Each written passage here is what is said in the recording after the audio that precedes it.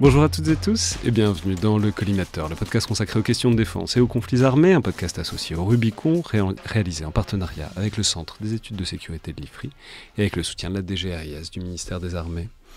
Je suis Alexandre Jublin et aujourd'hui pour parler des guerres civiles, de leurs racines, de leur fonctionnement et de ce qu'elles font aux sociétés qui les subissent, j'ai le plaisir de recevoir Gilles de Ronsoro, professeur de sciences politiques à l'Université Paris 1 et auteur du plus grand des mots, Sociologie des guerres civiles, paru chez CNRS Éditions. Donc bonjour, bienvenue dans le Collimateur. Bonjour. Alors je veux dire, c'est un ouvrage qui est très vaste et englobant et en même temps extrêmement méthodique et analytique où vous tentez de présenter à la fois une théorie globale de la guerre civile tout en la détruisant à peu près instantanément puisque vous écrivez clairement qu'on a du mal à la fois à construire une connaissance, disons, exhaustive du sujet et que ceux qui proposent des théories explicatives très ambitieuses se plantent généralement parce que c'est vraiment compliqué d'aller étudier un objet de recherche comme celui-là, très disparate et en même temps globalement malgré tout rare, comme l'est la guerre en général, soit dit en passant, et de construire de la connaissance, disons, méthodique là-dessus. Et donc c'est un ouvrage qui est très clairement comparatiste. Vous allez chercher une énorme quantité d'exemples de guerres civiles diverses et variées, certaines que vous avez étudiées personnellement, notamment en Afghanistan et en Syrie, et d'autres pas du tout, que vous appréhendez par la littérature. Mais pour autant, c'est une assez grosse originalité, je trouve, du livre, d'aller chercher rassembler, disons, très large, mais de ne pas aller chercher très loin dans le temps. Je veux dire, c'est un peu en général un point commun des travaux sur les guerres civiles que d'aller chercher très loin dans le passé, de proposer une théorie transhistorique de la guerre civile à moitié de l'histoire, à moitié de la philo-politique. Il y a des bonnes raisons à ça, parce que c'est quelque chose qui préoccupait déjà beaucoup les Grecs, qui sont un peu la matrice intellectuelle de l'Occident, surtout quand on a fait des études littéraires, mais c'est cette question de la stasis, de la guerre civile, de la dissension dans la cité. Ensuite, ça se retrouve chez les Romains et dans les 25 siècles qui suivent.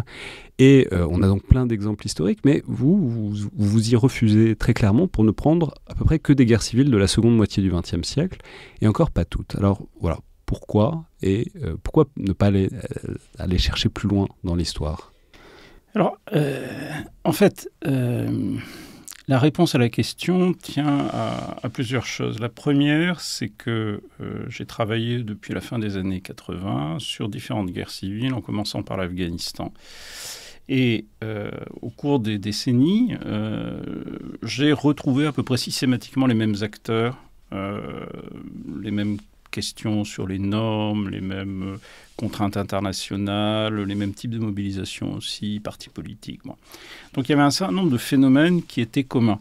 Et c'est ça qui m'a donné l'idée, peut-être, de proposer en tout cas une approche comparatiste. Mais si vous élargissez la chronologie, vous vous rendez compte que, d'abord, vous n'avez pas forcément de système international. Deuxièmement, qu'évidemment, vous n'avez pas d'humanitaire. Troisièmement, que la définition de l'État n'a rien à voir avec ce qu'est un État aujourd'hui. Et vous apercevez aussi, somme toute, que la guerre civile définie de façon ahistorique, atemporelle, devient un objet extrêmement fluide, très, très propice à des généralisations philosophiques qui me semblent rater en fait ce qui est véritablement la question centrale pour nous, c'est-à-dire monter un système d'explication qui soit pertinent aujourd'hui. Voilà, et donc j'ai évité évidemment, avec une pointe d'ironie qui doit se sentir ici ou là dans le livre, j'ai évité de commencer avec les Grecs et de reprendre les questions philosophiques qui, à mon avis, dissimulent plus qu'elles ne révèlent. Pour autant, vous citez un certain nombre de travaux, notamment vous citez Jérémy Foix, qui a travaillé sur la Saint-Barthélemy, qu'on a reçu dans ce podcast, et qui, il y a des trucs qui sont très pertinents et qui touchent quelque chose, notamment quand on fait de l'anthropologie et quand on étudie les gestes et quand on étudie les interactions sociales dans des guerres civiles. Je veux dire, on peut discuter de la définition. Les guerres de religion, c'est évidemment des guerres civiles en France, donc il y a quand même des choses à trouver. C'est simplement que ça valait peut-être pas la peine de tordre votre cadre conceptuel pour essayer de faire rentrer le plus de guerres civiles historiques dedans, quoi. Oui, voilà. Alors, pour prendre l'exemple de Jérémy Foix, que j'ai eu l'occasion de croiser à quelques reprises et dont j'admire vraiment le travail, c'est pour ça que je le cite régulièrement, l'idée, c'était qu'on pouvait effectivement utiliser des exemples historiques, et je le fais, Moyen-Âge, période plus contemporaine, etc. Mais en précisant à chaque fois que ça ne rentre pas dans un cadre analytique, dans mon cadre analytique. Simplement, c'est une machine à donner des idées. Voilà. Quand Jérémy Foy, par exemple, parle de la question de l'information, des rumeurs, on retrouve des choses tout à fait similaires dans les guerres civiles contemporaines. Donc là, on peut l'extraire. Mais il faut voir que l'État dont lui parle, enfin dont les spécialistes de cette période parlent, n'a rien à voir avec un État contemporain en Afrique, par exemple. Que les structures, notamment du système international, sont évidemment complètement différentes. Je ne suis pas sûr qu'on puisse d'ailleurs parler d'un système international au moment des guerres de religion en France. Donc voilà, donc ça limite, c'est pas ça ne rentre pas dans le système comparatif. Simplement, c'est des points d'ancrage. D'abord parce que ça fait plaisir de citer des historiens qui écrivent mieux que les sociologues. Et puis, ça permet, à un moment donné, de donner des idées. C'est les machines à idées. Pensez à Paul Venn, par exemple, qui avait le don des comparaisons totalement décalées historiquement. Voilà, il parlait des Romains. Un grand historien de l'Antiquité gréco-romaine. Voilà, grand historien, le pain et le cirque, etc., les dieux ont-ils cru à leur mythe. Bon, et Paul Venn était spécialiste de ça. Simplement, il faisait c'était pas exactement des comparaisons rigoureuses, c'était des espèces d'idées comme ça qui éclairaient un phénomène spécifique. Et pour ça, il n'y avait pas de limite chez Paul Venn. Donc, le cadre historique pouvait complètement exploser. Alors, donc, vous êtes limité globalement dans les guerres civiles de la seconde moitié du XXe siècle. Post-décolonisation, disons, voilà. Post-décolonisation, pour une raison simple, c'est le moment... Enfin, il y a 2-3 dates charnières, mais disons 45, parce que c'est le moment où on a une stabilisation du territoire, enfin des territoires politiques, des États. Et pour moi, c'est un élément explicatif central des dynamiques des guerres civiles aujourd'hui. Et puis, post-décolonisation, parce que les décolonisations ont quand même des caractéristiques assez spécifiques. Donc, finalement, j'ai pris les guerres civiles de ces 50 dernières années, à peu près. D'où se pose évidemment tout de suite l'énorme question. On se disait juste avant de commencer l'émission qu'on pouvait faire 4 heures dessus, donc ce qu'on ne va pas faire, mais c'est quand même l'énorme question de qu'est-ce que c'est qu'une guerre civile, de trouver la définition d'une guerre civile. Et là, alors ce qui est intéressant, c'est qu'il y a plein de gens qui passent leur temps à essayer de trouver une définition des guerres civiles, qui proposent des critères, qui proposent des seuils, qui proposent des normes, etc. Et que donc il y a une espèce de typologie, enfin il y a une nomenclature dans laquelle les guerres ou pas rentrent pour devenir guerre civile, le rester, s'arrêter, reprendre, etc. Bon, déjà, commençons par ce qu'il ne faut pas faire, en tout cas selon vous. Vous dites il y a un truc un peu bizarre, il y a un seuil de 1000 morts qui est pas toujours le même, qui est pas toujours utilisé pareil, parfois c'est par année, parfois c'est en tout, parfois c'est en un seul coup. Bon, mais tout le monde tripote un peu ce seuil de 1000 morts dans une guerre, disons, intra-étatique, pour définir une guerre civile, quoi. Alors, le phénomène de départ, c'est 2 choses. D'abord, la constitution de bases de données depuis les années 60. Donc, c'est les mêmes bases de données. Après, il y en a d'autres. Mais là, en tout cas, la première, c'est les années 60. Puis quelques autres ont été constituées, mais sur des bases assez similaires. Donc il y a l'idée que pour faire du comparatisme, on va créer d'immenses bases de données et qu'on va rentrer des guerres civiles et que donc à partir de ce moment-là, on aura une vision comparatiste. Donc ça, c'est le premier phénomène. Le deuxième phénomène, c'est quelque chose de plus récent, c'est l'insistance sur le calcul, la quantification, mais un type particulier de quantification et un éloignement de plus en plus clair du terrain au profit d'analyse complètement détachée, assez largement détachée du réel. Donc on met des gens dans une pièce avec un ordinateur, on leur dit trouver des corrélations, quoi, pour faire simple. Et je caricature pas tant que ça. Voilà. Parce que pour le dire assez clairement, c'est un peu plus facile d'étudier une guerre civile derrière un ordinateur que d'y aller. Oui, alors c'est plus facile. Alors on fait une petite incise, c'est plus facile parce que d'abord vous n'avez pas demandé l'autorisation de votre université, ce qui peut être compliqué, ou du fonctionnaire sécurité défense.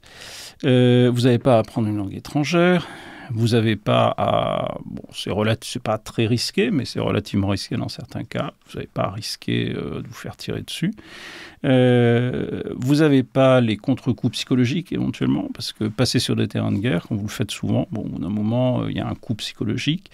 Et finalement, le résultat de tout ça, c'est que votre productivité est beaucoup plus forte si vous restez dans votre bureau que si vous êtes sur le terrain. Je parle de productivité en termes de nombre d'articles produits. Donc il n'y a pas beaucoup d'intérêt, en fait, à aller, enfin, sauf l'intérêt de la connaissance, mais il n'y a pas beaucoup d'intérêt à aller voir des guerres civiles de près. C'est trop long, c'est trop compliqué. Vos conclusions prévisions seront forcément imparfaites parce que vous avez vu qu'une partie du réel, etc. Ça vous met face au réel, face à ce que le réel a de très déstabilisant.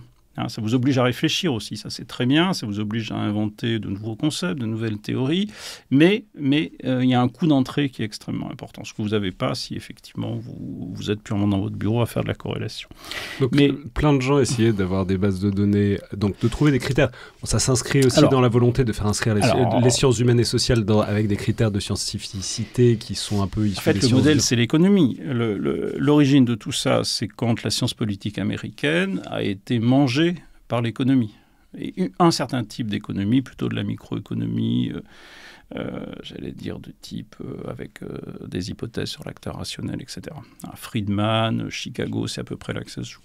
Donc, on revient à notre idée des 1000 morts. Pourquoi 1000 morts? Parce qu'en fait, c'est un problème de construction des bases de données. Le seuil des 1000 morts permet de manière brutale, de créer une homogénéité apparente. Donc ça veut dire qu'à chaque fois qu'il y a 1000 morts dans des combats, on dit c'est une guerre civile. Voilà. Et donc du coup, il y a quelque chose d'un peu objectif comme ça. On se dit, bon voilà, ça ne dépend pas de votre point de vue. Etc. Bon. Et en fait, ça pose deux problèmes. Au moins deux problèmes en plus, mais deux problèmes majeurs.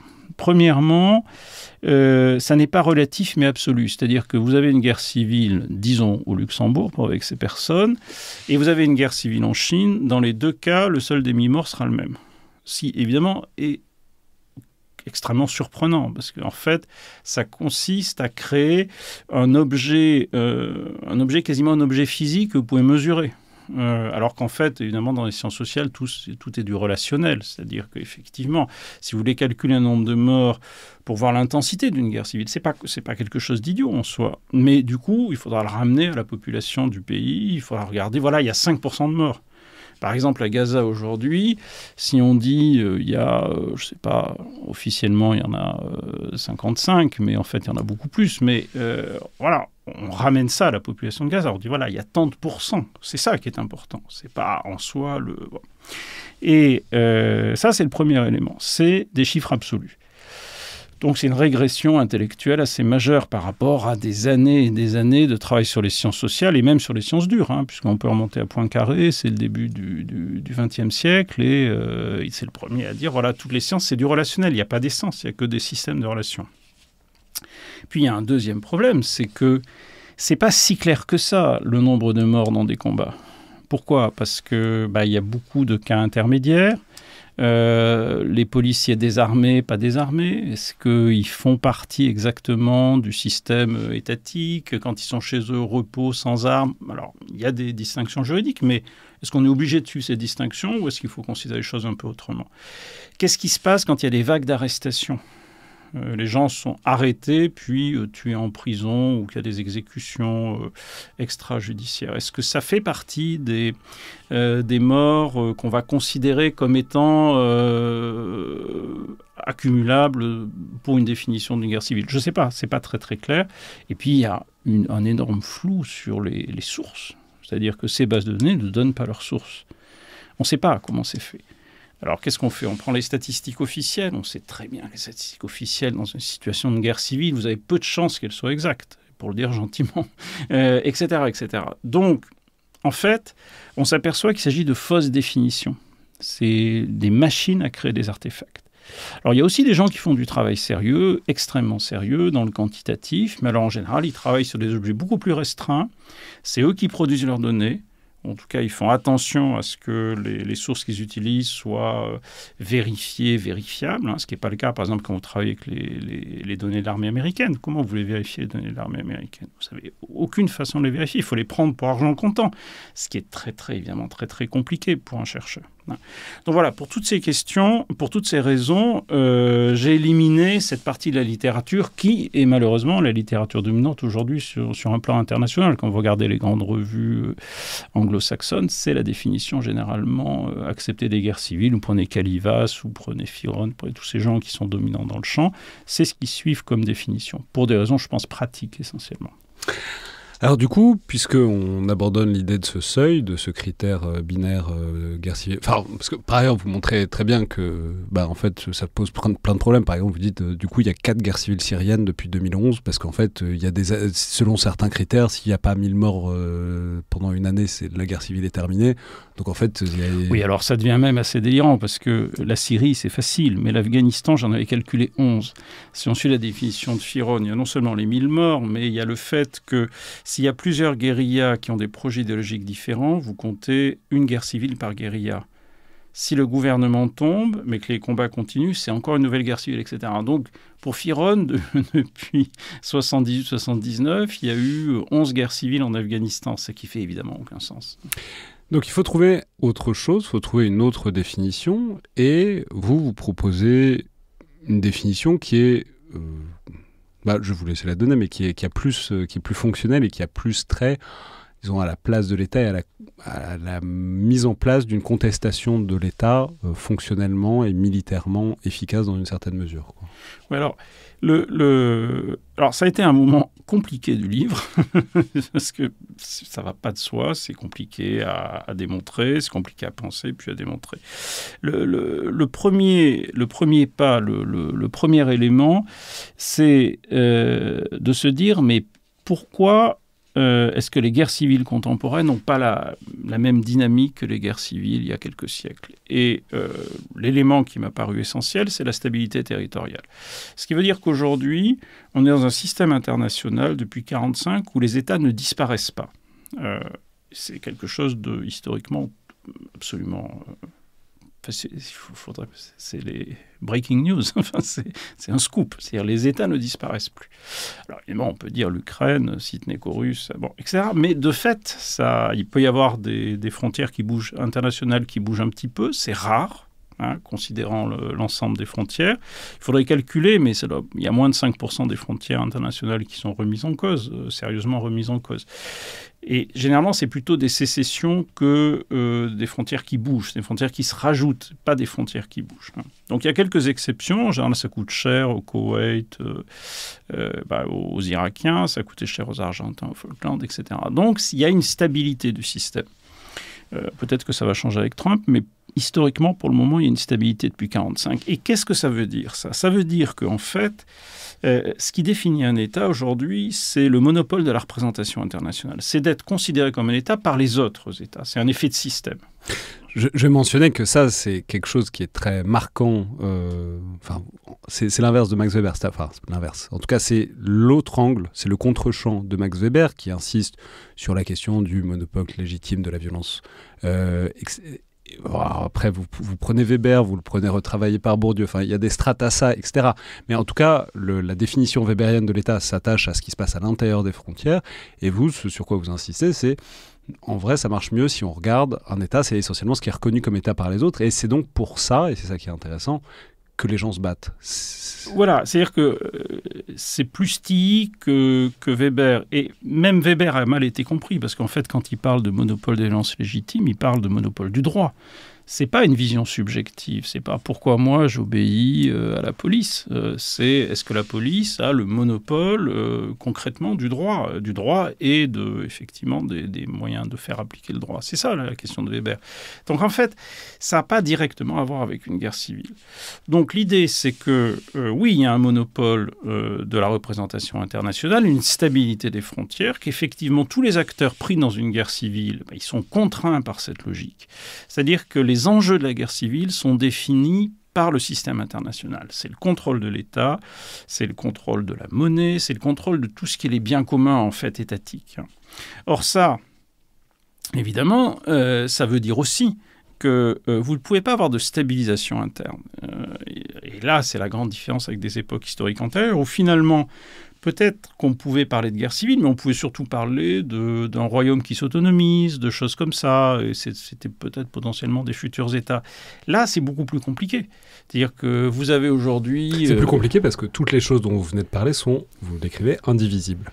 Indivisible, la reconnaissance, enfin, il peut y avoir des États qui le reconnaissent ou pas, mais en fait, ce qu'on cherche, la reconnaissance internationale, elle est indivisible. Elle est La indivisible. monnaie, c'est indivisible. C'est-à-dire, soit c'est reconnu, soit ça l'est pas, Soit ça soit l'est c'est pas. maîtrisé, soit ça l'est pas. Et c'est pour ça que Et donc, on se bat jusqu'à ce qu'il y en ait un qui l'ait pour de bon. Voilà, c'est ça. Voilà. Vous êtes dans une arène et tout le monde est armé et vous pouvez jamais déposer vos armes, parce que si vous déposez vos armes, vous vous faites trucider par l'autre. Ce qui m'avait frappé, en fait, c'est l'inverse du processus décrit par Elias. Ce qui m'avait frappé quand j'avais travaillé sur l'Afghanistan, c'est que, vous savez, peut-être qu'il y a un conflit historique entre l'Afghanistan et le Pakistan sur la frontière, que la frontière avec l'Iran, elle n'est pas si stable que ça historiquement, puisque Herat était initialement rattaché à l'Iran, donc il aurait pu y avoir des revendications. Personne n'a jamais voulu modifier les frontières de l'Afghanistan. C'est-à-dire, quand vous êtes dans une optique réaliste classique, vous avez l'impression que tous les États cherchent à s'affaiblir, etc. Sauf qu'en réalité, non. Les États autour d'un État en guerre civile, ils ne cherchent pas à faire disparaître l'État, annexer une partie du territoire, etc. Il y a effectivement des zones d'influence qui peuvent être constituées, des zones tampons. Israël au Liban pendant quelques années. La Turquie au nord de la Syrie. Turquie au nord de la Syrie, on peut multiplier les exemples. Ou même une certaine interprétation de ce qui se passe en RDC aujourd'hui, c'est que le Rwanda cherche à établir une espèce de zone de domination. Mais personne ne parle véritablement de bouger les frontières internationales. Il n'y a qu'Israël qui fait exception de ce point de vue-là en Syrie et maintenant probablement au Liban aussi. Mais globalement, non. Donc voilà, donc ça va contre cette idée qu'on est dans un système anarchique, obésien, où chacun va bouffer le territoire de l'autre. C'est pas comme ça que ça se passe en fait. Par contre, il y a des stratégies d'influence. Donc la logique, ça c'était le premier pas, la logique c'était de dire, bon voilà, la tendance lourde, ça va être la réunification des territoires, ce qu'on constate historiquement. La deuxième tendance, c'est effectivement que les enjeux des guerres civiles sont définis par l'extérieur, par la reconnaissance internationale, et ce qui explique que parfois il faut des décennies avant qu'il y ait réunification, c'est la multiplication des interventions étatiques spécifiques. Si vous reprenez la chronologie de l'Afghanistan, à chaque fois, ce qui a fait bouger la situation en Afghanistan, c'est les ressources extérieures.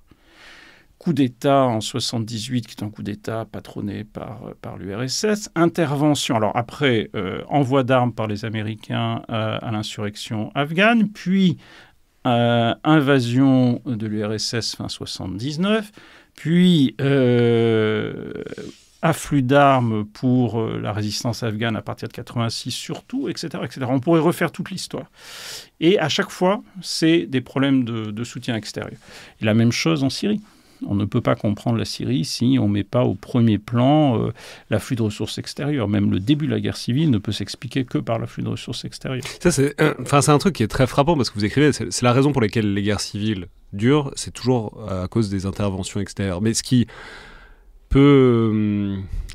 on pourrait penser que le corollaire de ça, c'est si on n'intervenait pas, ça se réglerait et les guerres civiles se termineraient. Je ne pense pas que ce soit vraiment ça que vous pensiez, mais en tout cas, l'idée, c'est que mais ce qui revient à un truc qui est quand même très central dans tout ça et qui est très intéressant, c'est qu'on pense la guerre civile sous la forme toujours de l'instabilité, sous la forme de c'est un système qui est en crise, c'est quelque chose de très instable, etc. Ce que vous montrez et que vous écrivez noir sur blanc, c'est qu'au contraire, le propos de la guerre civile, c'est que c'est stable. C'est qu'il y a une stabilité, il y a un relatif équilibre des forces qui ne réussissent pas à se déséquilibrer l'une l'autre et que c'est ça une guerre civile. C'est des forces, c'est un régime qui est stable dans son incertitude. Voilà, parce que si vous avez effectivement un déséquilibre immédiat, là on parle de l'entrée dans les guerres civiles, si vous avez un déséquilibre immédiat, vous avez une répression massive. Pensez aux différentes mobilisations en Iran qui ont conduit à chaque fois des répressions féroces. Soit vous avez une révolution, c'est-à-dire que l'opposition prend le pouvoir et voilà, ça s'arrête là. Enfin, ça s'arrête là. Ça peut être le début de quelque chose, mais en tout cas, ce n'est pas une guerre civile. Pour qu'il y ait une guerre civile, il faut un équilibre instable. C'est-à-dire qu'il faut un équilibre au sens où il faut qu'il y ait deux forces armées qui s'affrontent.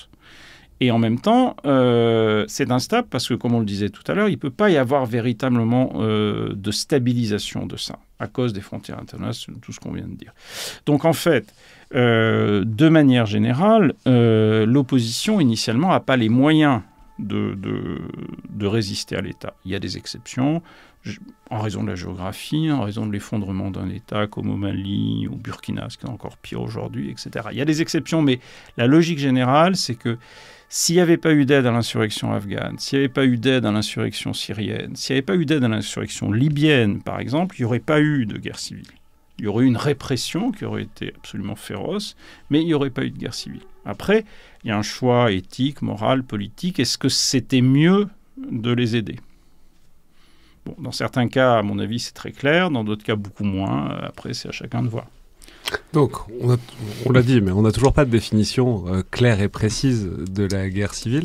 Alors, allez-y. Allez, on y va. Donc, du coup, ce qui définit une guerre civile, pour moi, c'est la confrontation de ce que j'appelle des ordres sociaux.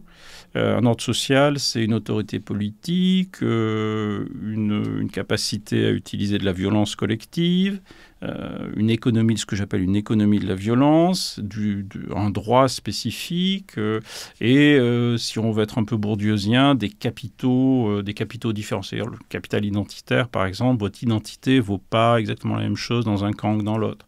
Ou le droit fait que le capital économique n'est pas régulé de la même façon, donc pas la même valeur, etc. etc. Donc, c'est deux sociétés qui s'affrontent. Alors, parfois, l'une a une reconnaissance internationale, c'est un État. Parfois, personne l'a. Si l'État disparaît, surtout dans une situation où il n'y a pas de... Voilà, on ne sait pas qui... pas de soutien international particulier, en tout cas juridiquement. Et en tout cas, c'est ces sociétés qui sont en conflit. Et donc, vous voyez... Ça fait immédiatement basculer les questions sur un ensemble de critères qui est plus autour de la constitution d'un appareil judiciaire alternatif, autour de la régulation de l'économie, du gouvernement des populations, de la capacité évidemment à avoir une force militaire aussi. Mais c'est un ensemble de critères, c'est pas un élément spécifique. Et je dirais que cette définition des guerres civiles n'insiste pas fondamentalement sur la violence, le degré de violence. C'est pas ça. On n'est pas sur les 1000 morts. Pourquoi ? Parce que, par exemple, vous avez des guerres civiles gelées. Dans les années 2000, en Côte d'Ivoire, vous avez le gouvernement qui est face à une rébellion. Les Français interviennent. Zone de contrôle qui sépare les combattants. Et du coup, c'est une guerre civile sans mort, quasiment. À part la phase initiale, il n'y a pas de mort. Ça reste une guerre civile parce que le territoire est partagé entre les ordres sociaux, des administrations différentes, des choses comme ça. Mais il n'y a pas particulièrement de mort. Le deuxième élément, c'est que vous n'êtes pas obligé d'avoir des unités politiques qui s'affrontent avec des projets idéologiques très différents. Soudan, par exemple, Soudan du Sud... il n'y a pas une différence énorme entre les... souvent, c'est la même matrice idéologique. Parfois, la différence est très, très claire. Prenons le PKK dans la Turquie post-kémaliste ou kémaliste ou post-kémaliste. Là, oui, on a une vraie différence idéologique. Ça dépend.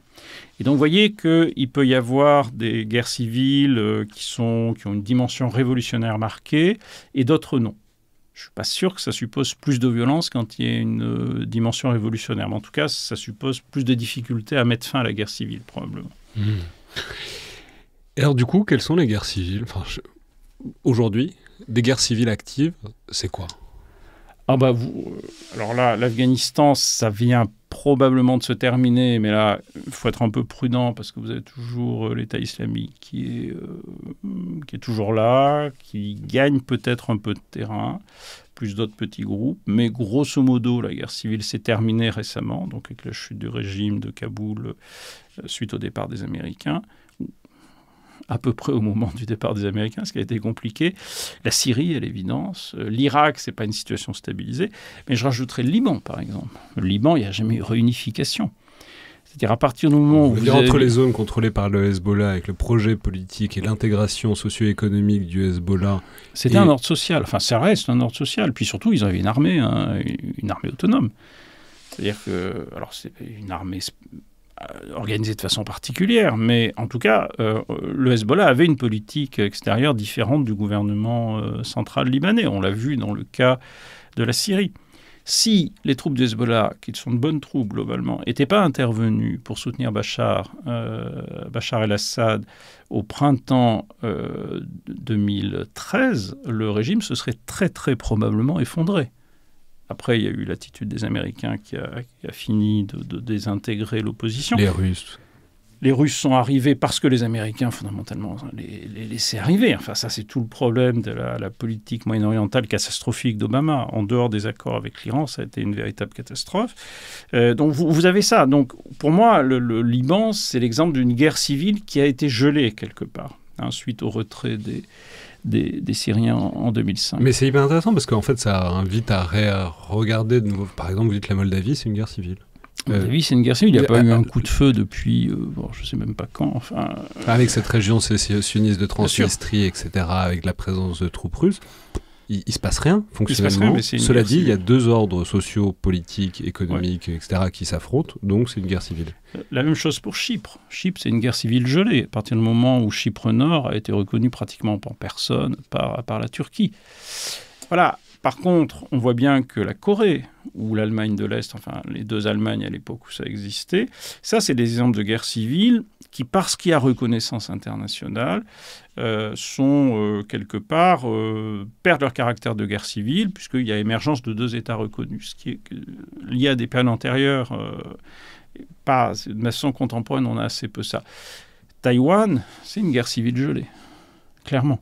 Taïwan a perdu, et c'est intéressant, parce qu'il y a un moment donné, on aurait pu dire que Taïwan était en train de devenir un État reconnu et que donc on sortait de la guerre civile, sauf qu'aujourd'hui, Taïwan est reconnu pratiquement plus par personne, et à partir de ce moment-là... Mais c'est intéressant, donc quand bien même il n'y a pas de Chinois, enfin de Chinois de la République populaire de Chine à Taïwan, c'est-à-dire quand bien même il n'y a pas de soldats, ce n'est pas militairement actif, ça n'a aucune chance de le devenir, enfin on l'état là.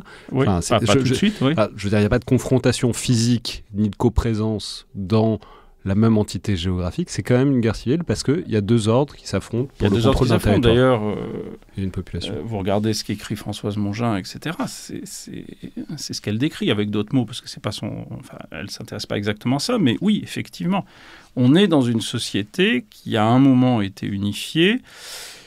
Taïwan s'est séparé, mais n'a pas de reconnaissance internationale. Donc effectivement, quand Pékin dit... l'affaire de Taïwan, c'est pas une question d'invasion militaire extérieure, c'est une question de réunification du territoire. Ils ont un point. Ils ont un point. Ce qui ne veut pas dire qu'on peut être forcément pour. Mais ce que je veux dire, c'est que ce n'est pas une remise en cause de la territorialisation politique, comme peut l'être l'invasion de l'Ukraine par les Russes, ou alors l'expansion territoriale israélienne vers la Syrie, où là on a un grignotage, on a l'élimination d'une frontière internationale. Donc ça permet, je pense que cette définition permet de regarder, d'exclure un certain nombre de cas et de se concentrer sur des choses qui sont peut-être moins évidentes parfois, mais qui permettent de révéler quelque chose. Alors maintenant, il va s'agir d'ouvrir un peu le capot de ces guerres civiles et de voir comment elles fonctionnent. Et alors, avant tout, de voir comment elles commencent. On en a parlé déjà un tout petit peu, mais il y a un truc sur l'entrée en guerre civile, mais d'autant que c'est un peu... ça rejoint un peu ce qu'on disait sur la quantification, etc. C'est-à-dire, vous faites état de la littérature, et en fait, il y a des gens qui cherchent des critères, des facteurs, en tout cas des signes, des indicateurs, disons, qui cherchent à construire des théories de la guerre civile, de comment est-ce qu'on évalue si un territoire est en risque ou pas de guerre civile, et pour ça se quantifie en fonction de certaines choses, etc. Et vous montrez que ça marche pas hyper bien, en tout cas que la capacité prédictive... est quasiment nulle. Enfin, elle est nulle. Oui, elle est nulle en fait.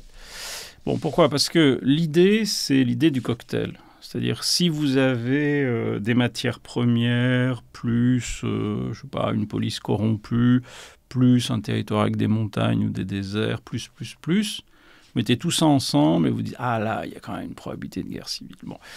Or, en fait, on s'aperçoit qu'il y a beaucoup de pays où il y a des montagnes, il y a beaucoup de pays où, par exemple, il y a une multi-ethnicité, ou donc multicommunautaire, etc. Et il n'y a pas de guerre civile. Enfin, je ne parle pas de la Suisse, mais bon, après tout. Voilà, et puis on dit les pays riches ou les pays avec matières premières, sans matières premières. Et, en fait, ça devient extrêmement confus. Et surtout, ça n'apporte rien analytiquement. En fait, on n'est pas capable de dire aujourd'hui, voilà, il y a ça, ça, ça et ça qui fait une probabilité importante de guerre civile. La littérature est extrêmement contradictoire. Par exemple, si vous avez beaucoup de ressources naturelles, vous avez une probabilité de guerre civile, mais il y en a d'autres qui disent à partir des mêmes bases de données, non, c'est l'inverse. Donc en fait, s'il y a beaucoup de ressources, il y en a suffisamment pour tout le monde, donc il n'y a pas besoin. Voilà, donc en fait, ça n'a pas beaucoup de sens tout ça. Pour essayer de comprendre cette question, j'étais obligé de diviser, enfin vraiment d'analyser. Donc juste pour revenir, c'est un peu le problème de tous ces trucs-là, c'est que, mais comme je l'ai dit en introduction, mais comme la guerre en général, c'est quand même des situations rares. C'est-à-dire le corpus est il existe, mais il n'est pas pléthorique, et donc on ne va pas faire du big data avec les guerres civiles parce qu'il y en a quelques poignées à un moment donné, et même à l'échelle de plusieurs décennies. Donc c'est difficile de trouver d'immenses règles transhistoriques de la guerre civile. En revanche, ce qu'on peut regarder, c'est ouvrir le capot, aller voir de près, selon vous, faire du qualitatif, quoi, et essayer de trouver des mécanismes peut-être. Voilà, c'est ça. Et c'est exactement l'idée, c'est de trouver des mécanismes, c'est-à-dire trouver des enchaînements. Et la première chose que j'ai constatée, c'est que, en fait, l'entrée dans les guerres civiles, c'était l'entrée dans des crises. Mais ces crises, elles ne sont pas spécifiques. Ça veut dire que c'est les mêmes mécanismes qui peuvent déboucher sur une révolution, sur une répression massive, sur une guerre civile ou d'autres formes de crise. Donc, en fait, ce n'est pas spécifique. C'est-à-dire que vous avez effectivement, à un moment donné, dans les systèmes sociaux, des ruptures. Moi, c'est ce que j'appelle des crises structurelles. Il y a des crises structurelles dans les sociétés. Mais ces crises structurelles, pourquoi elles débouchent sur une guerre civile? C'est largement du contingent. Ça veut dire que si Sarkozy, Obama... Tony Blair n'avait pas décidé à un moment que, la Libye, finalement, c'était quelque chose d'important, on y va pas. Bon, voilà, ils ont soutenu. C'est eux qui ont largement fait tomber le régime libyen. C'est eux qui ont créé la guerre civile. Donc là, on est clairement dans vraiment de la contingence.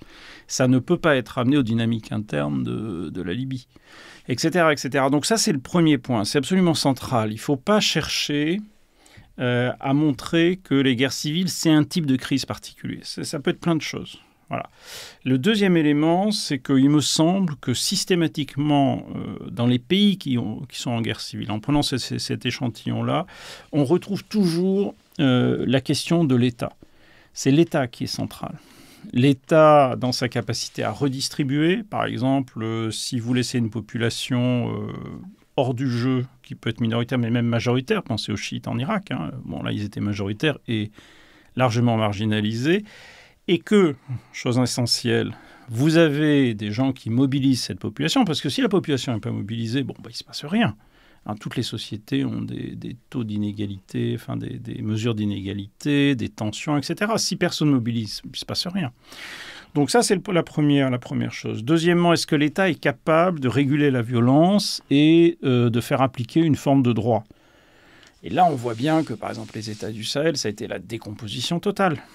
Donc à partir de ce moment-là, les conflits se communautarisent, il suffit de 300 hommes armés pour... La présence étatique se restreint. Vous dites, dans plein de cas, la présence étatique est un archipel de territoires à forte valeur économique ou stratégique, souvent en lien avec les acteurs internationaux. C'est-à-dire l'État se contente de contrôler des petits bouts intéressants du pays parce que... intérêt, etc. Et en fait, mais ça pose la question... C'est hyper intéressant. Comment dire, je pense pas que vous soyez le premier à le dire aussi, mais que on voit la guerre civile comme une déliquescence de l'État, comme mais comme une négation de l'État. Or, vous, ce que vous montrez, c'est qu'au contraire, l'État est présent partout dans la guerre civile. Il est présent dans les causes initiales et il est présent aussi dans les choses finales. C'est-à-dire tout le monde désire de l'État. Le concept d'État, ça ne devient pas des communautés autogérées, les pays en guerre civile. Tout le monde veut toujours l'État, simplement veut l'État pour lui. Alors, on y reviendra probablement après, mais l'État est partout en même temps. Il est surtout dans les têtes. Si vous prenez un pays comme le Mali, sur lequel on a un peu travaillé avec un collègue, Adam Batchko, fait des entretiens avec des hauts fonctionnaires, oui, mais si vous sortez de Bamako, vous avez de moins en moins d'État. Et dès que vous êtes dans la brousse, vous n'avez vraiment plus grand-chose, surtout depuis que les internationaux sont partis.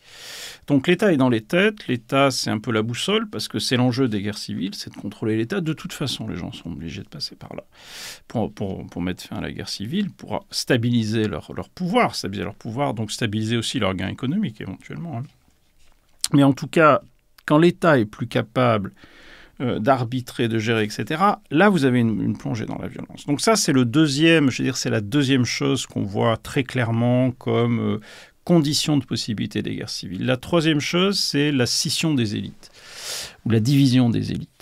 Et là, il faudrait même remonter à Tocqueville, à la limite, mais de manière plus immédiate, vous regardez ce qui s'est passé en Yougoslavie. Qu'est-ce que c'est la guerre de Yougoslavie ? C'est le Parti communiste yougoslave qui s'effrite et qui finit par casser sur des lignes ethniques, communautaires. Et c'est ça qui crée la guerre civile. Après, vous avez chez les Serbes notamment, une espèce de délire nationaliste, et c'est ça qui enclenche la dynamique de guerre civile, puis le séparatisme de tous les côtés. Voilà, c'est ça à peu près les conditions. Les trois choses majeures, c'est ça. Et on pourrait rajouter un dernier élément qui est assez intéressant, peut-être pas assez noté, c'est que quand vous avez un verrouillage total des sociétés, à un moment donné, tout devient politique. C'est-à-dire que la contestation simplement qui serait dans un autre pays syndical sur le prix du pain, ça devient ultra-politique. Ce qui veut dire que n'importe quelle mobilisation est susceptible de dégénérer, d'engouffrer le pays dans une crise majeure, simplement parce que l'État n'a pas de relais, plus véritablement de possibilités ou de volonté de négocier. Ça, c'est le modèle syrien. C'est toutes ces grandes mobilisations. Alors ensuite, donc ça c'est... encore une fois, on n'épuise pas du tout toute la richesse de l'ouvrage, c'est juste on prend quelques caractéristiques et on les tire. Mais ensuite, à l'intérieur de la guerre civile, ce qui est passionnant, c'est ce que vous détaillez de ce que ça fait aux individus. C'est-à-dire la manière dont la guerre civile change les individus, les fait passer par des trajectoires. Et c'est des trajectoires, là, on sent le Bourdieu... Enfin, c'est des bourdieuseries, quoi. Mais il y a des trajectoires de conversion de capital. C'est-à-dire il y a des capitales social, éducatifs, économiques, etc. Et vous indiquez que la guerre civile, c'est le grand moment où ces capitaux changent, peuvent varier. Il y a une incertitude sur ces capitaux et que les individus essayent de convertir leur capital d'un capital à l'autre, de passer d'un capital économique à un capital, etc. Et que ça marche diversement, quoi. Oui, diversement. Je pense que c'est un euphémisme. Pour revenir sur Bourdieu, en fait, c'est le projet initial, puisque ce livre, c'est en fait un projet européen. Il y a toute une équipe qui a travaillé. Donc, en fait, les exemples dans le livre sont tirés de ce travail collectif. Je le précise, c'est important. Et de toute façon, dans le livre, il y a des encadrés qui essayent de rendre justice à ce travail collectif. Mais pour revenir à Bourdieu, en fait, c'est bourdieusien, oui, au départ, beaucoup moins à la fin, parce que mes conclusions sont en fait pas très bourdieusiennes, mais il y a quelque chose qui dépasserait largement Bourdieu, c'est que toute la sociologie, depuis le 19e siècle, est centrée, en tout cas, met en avant le fait que dans toutes les sociétés, il y a une spécialisation des univers, ça peut être sous forme de champ, pour reprendre l'expression bourdieusienne, mais on peut l'appeler secteur, on peut l'appeler de plein de façons différentes. Donc il y a une spécialisation des univers. Ça a toujours fasciné les sociologues depuis le 19e siècle. Ça, c'est une première chose. Deuxième chose que les sociologues ont constaté, c'est qu'effectivement, les ressources ou les capitaux étaient distribués de façon inégale et pas aléatoire. Il y a une transmission, voilà. Donc, vous voyez, c'est un peu ça, les deux blocs. Et du coup, moi, je me suis dit, mais qu'est-ce qui se passe dans une guerre civile ? Le pays est divisé, il y a des frontières internes, mais en même temps, ce n'est pas deux pays différents, donc c'est un peu quelque chose entre les deux. Et on s'aperçoit que, par exemple, le champ culturel se divise. C'est-à-dire que vous avez des institutions culturelles qui restent du côté de l'État, si l'État est encore là, et puis vous avez d'autres institutions culturelles qui vont émerger. Ça se voit dans le cas du Liban, c'est Candice Raymond qui l'avait montré dans le cas du Liban, par exemple. Voilà, vous avez voilà, des champs qui explosent. Ou dans le cas de la Turquie aussi. Le PKK recrée finalement un champ culturel kurde, transnational de plus. Hein. Donc, vous avez ces champs qui se divisent. Vous avez également d'un point de vue économique, hein, finalement les frontières internes sont souvent moins perméables que les frontières internationales, donc vous avez une redéfinition de tout le secteur économique. Donc voilà, je montre tout ça, enfin j'essaye de montrer tout ça. Mais c'est enfin, pour le redire en termes bourdieusiens, tout ça provoque de la réflexivité. C'est-à-dire, tout est incertain, donc les gens calculent plus. Oui. Ce qui ne veut pas dire qu'ils réussissent. Non.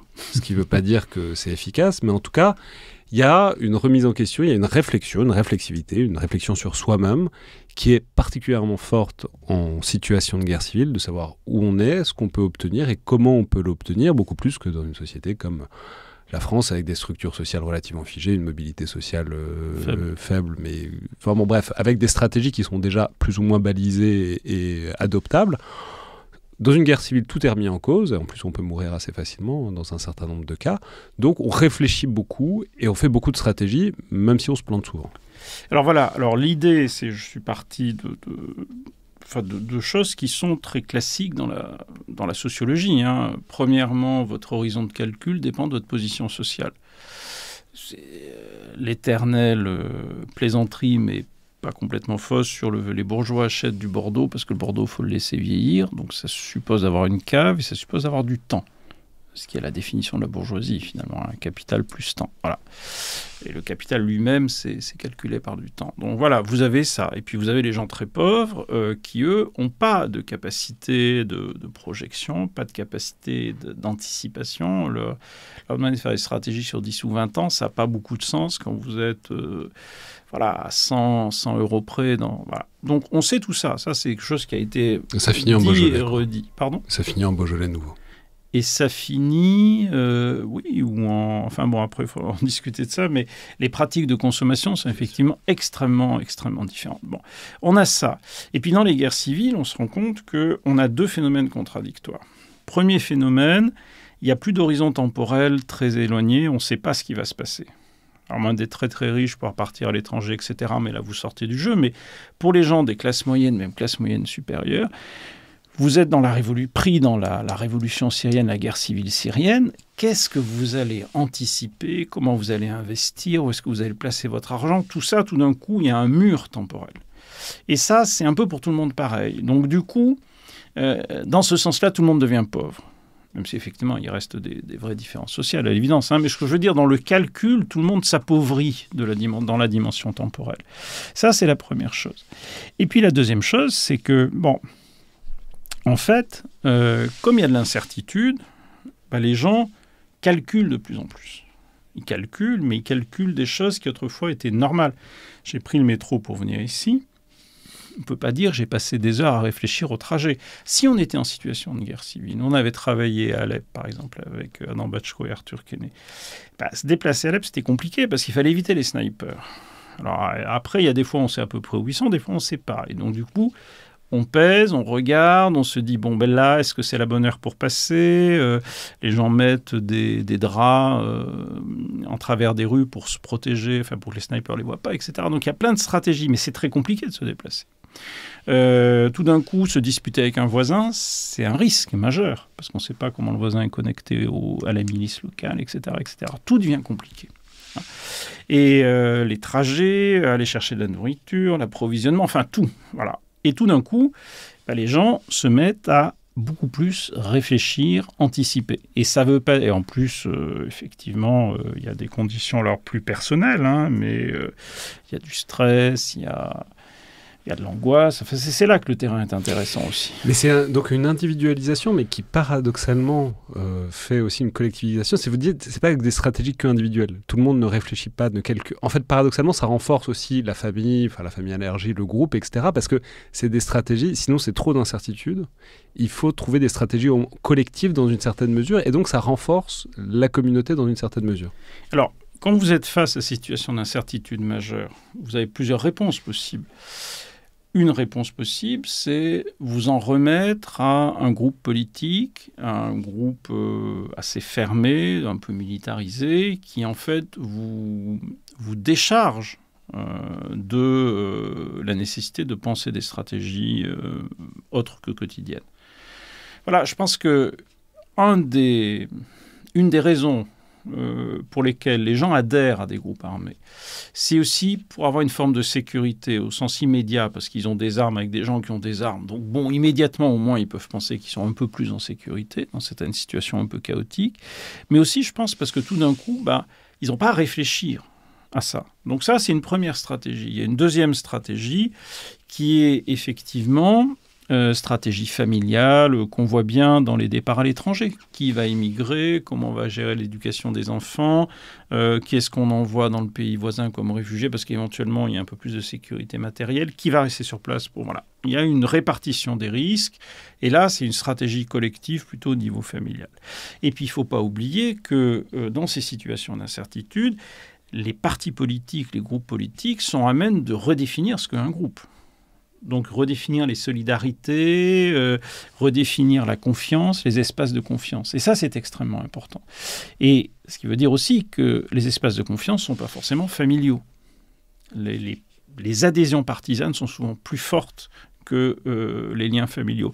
Et c'est là, par exemple, on parlait tout à l'heure des guerres civiles Moyen-Âge ou ailleurs, c'est là qu'on trouve des choses intéressantes. Parce qu'effectivement, ça fait éclater des solidarités dites naturelles. La société ne repose pas sur un ensemble de familles, on le sait.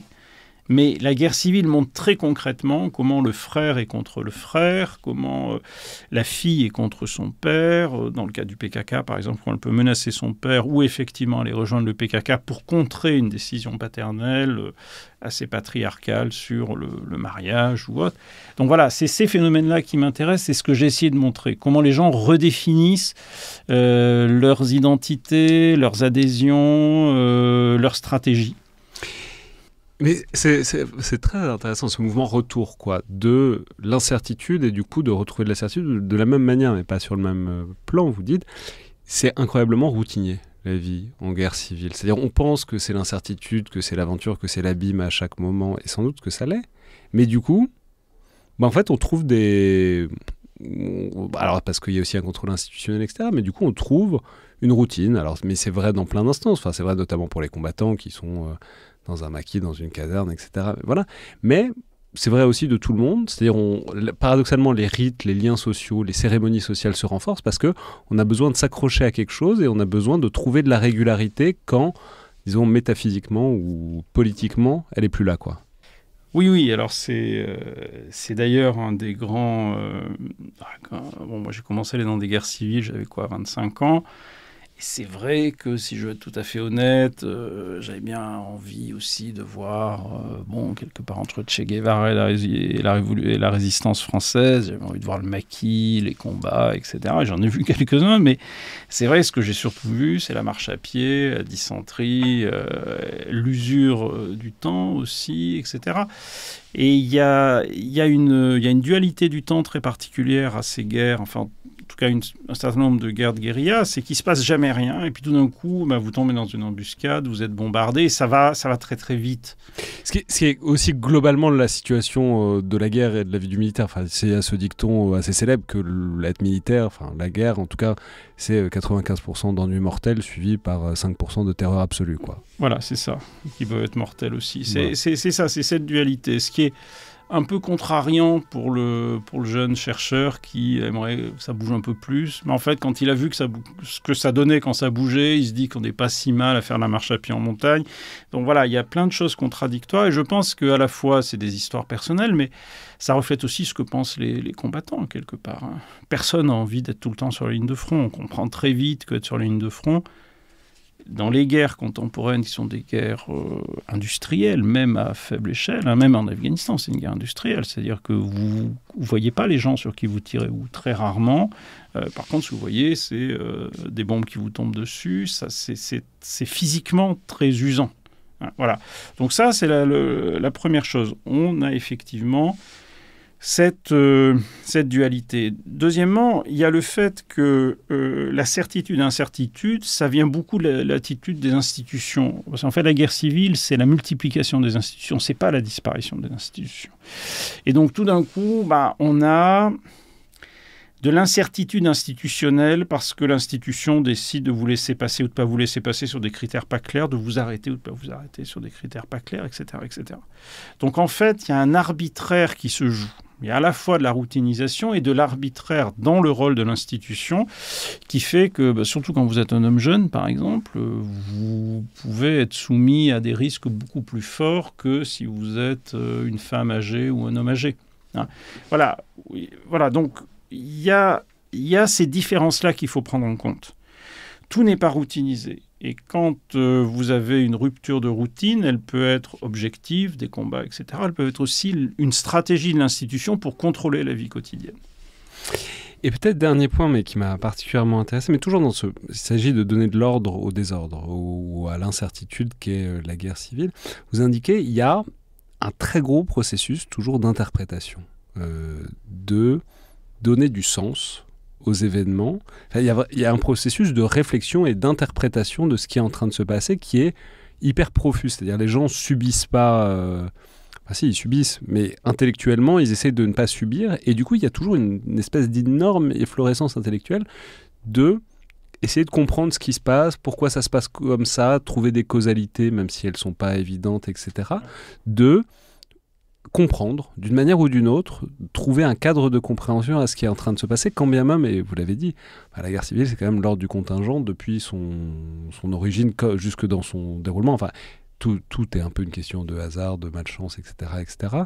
Beaucoup de choses, en tout cas, mais il y a quand même une volonté, enfin, il y a un besoin, en tout cas, manifeste, d'ordonner ça intellectuellement. Oui, alors, il y a quand même quelques régularités. Je ne sais pas si on a le temps d'en parler, mais il y a quelques régularités qui permettent quand même de faire un minimum de prévision sur certaines choses. Mais pour revenir plus spécifiquement à la question, c'est là que je suis qu'à moitié bourdieusien. C'est-à-dire qu'à la fois, l'interprétation des situations dépend de votre habitus, votre socialisation, etc. Prenons un exemple simple.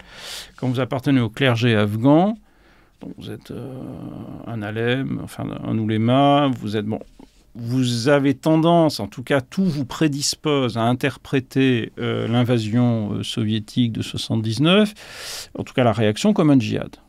Bon, c'est assez logique. Voilà. Une puissance étrangère athée qui vous envahit, voilà, c'est le djihad, c'est l'hijra quand vous partez au Pakistan, donc le truc fonctionne très bien.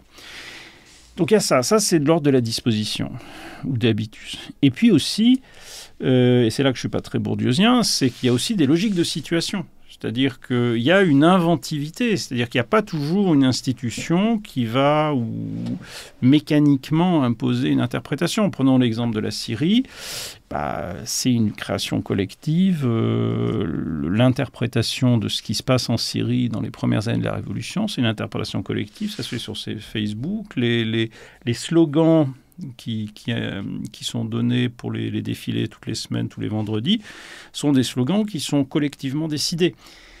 Et là, on ne peut pas montrer que c'est l'habitus de tel ou tel qui va jouer, c'est autre chose qui se joue. C'est des logiques de situation. Hein.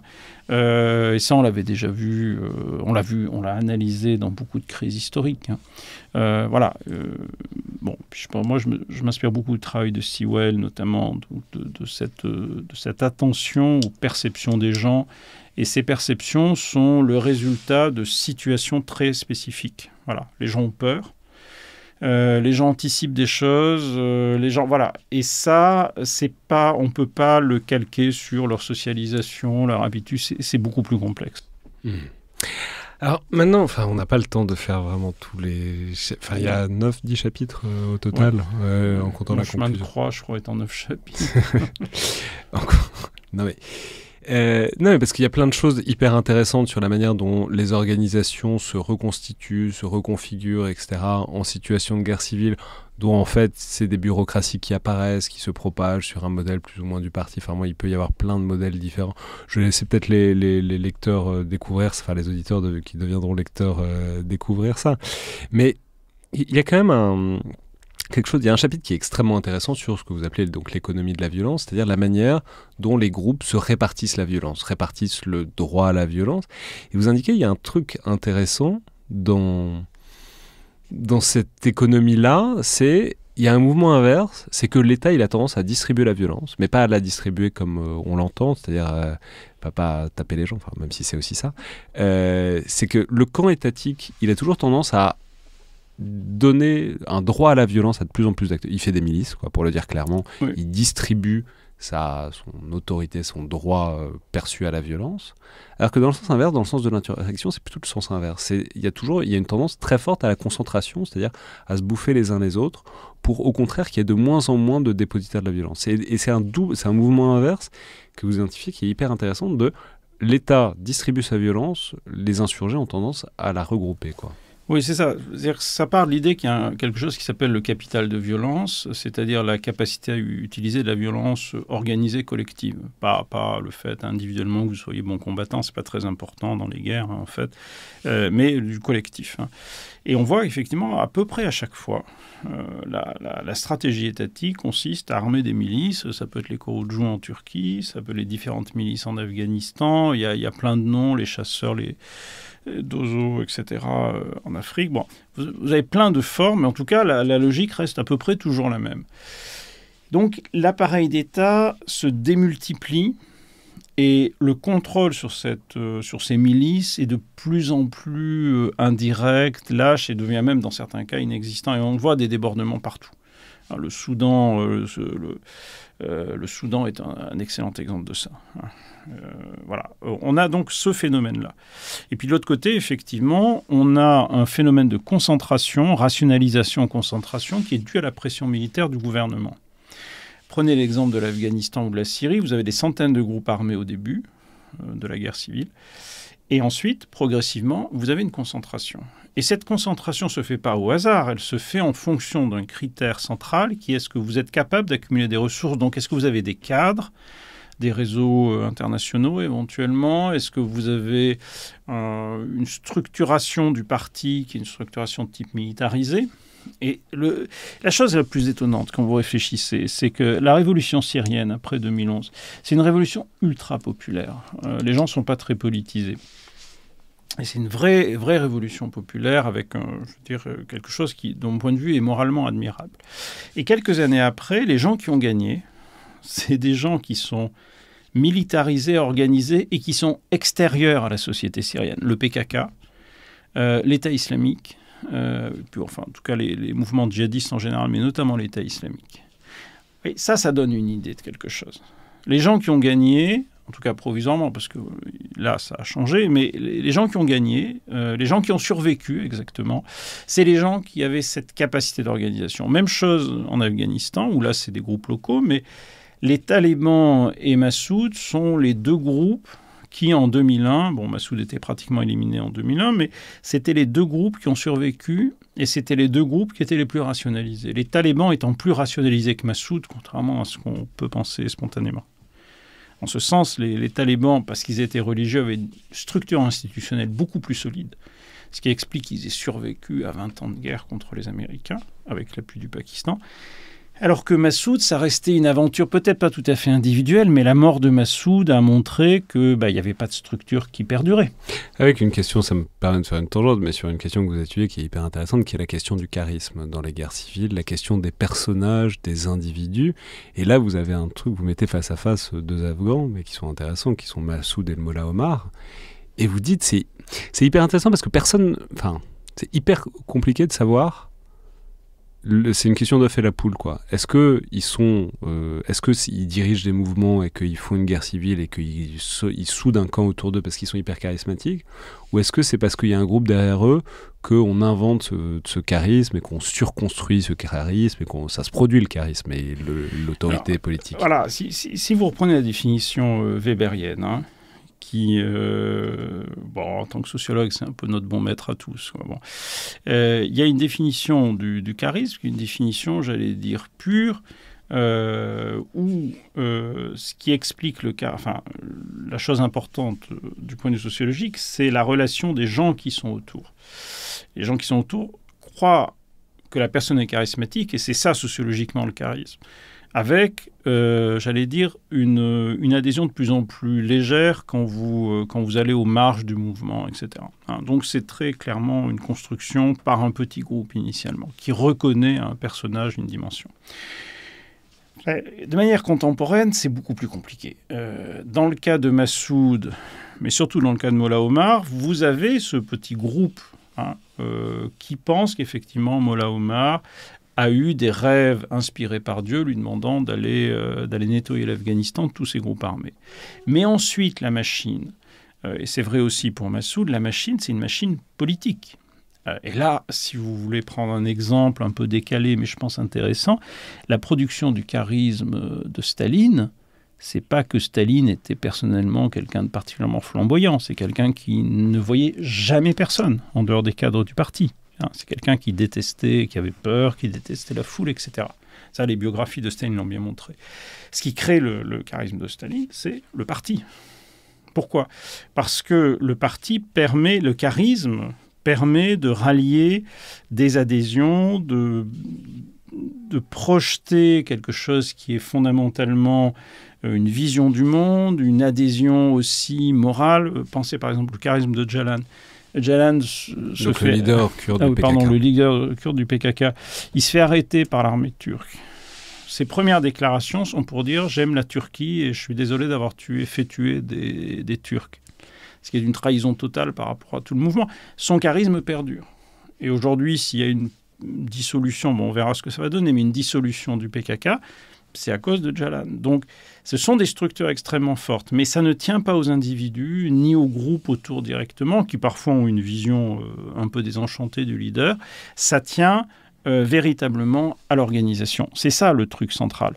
Et pour revenir à la comparaison Massoud-Mollah Omar, Mollah Omar utilise son charisme pour faire appliquer la loi, donc du rationnel légal. C'est ça qui est fabuleux.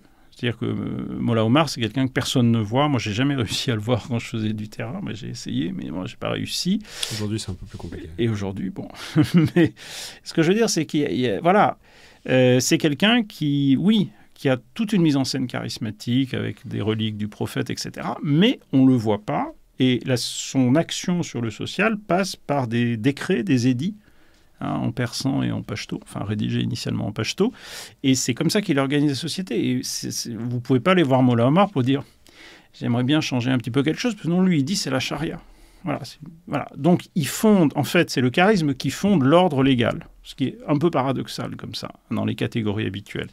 Et du côté de Massoud, c'est le contraire, c'est-à-dire que Massoud tente de mettre au point une organisation moderne, rationalisée, etc., avec des règlements, et son charisme, c'est pour les gens la façon de court-circuiter l'organisation et lui demander d'intervenir. Moi, j'ai un peu voyagé avec Massoud, et c'était évident partout. Les gens allaient vers lui, ils disaient « bon, vous pouvez pas nous arranger un truc, etc. » C'est intéressant parce que c'est ce qui marche. Au bout d'un moment, ça marche plus, quoi. Enfin, comment dire, c'est pas substituable.